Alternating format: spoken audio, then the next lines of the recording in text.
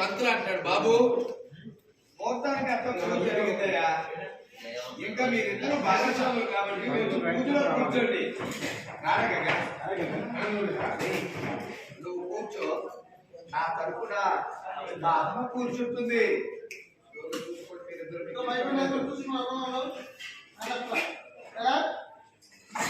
అదేంటి కదా మీరు కదా వ్యాపారం మొదలు పెట్టేది, మీరే కూర్చోండి. ఏ పూజ చేసినా ముందు గణపతి పూజ చేస్తారు. నేనైతే మా అమ్మతోనే పూజ చేస్తా. మీరు బొమ్మలు చూస్తున్నారు. రే మీరిద్దరే కూర్చోండి. రే మీరిద్దరే కూర్చోండి. లేదంటే పంతులు గారితోనే పూజ జరిపించండి.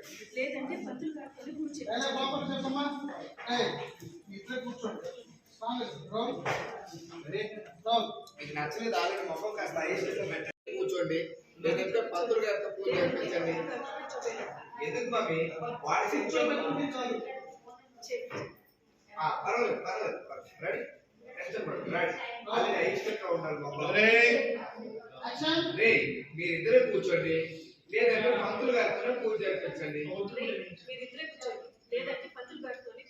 ఎందుకు మమ్మీ వాడి సెంటిమెంట్ మన మీద కాదనాలి.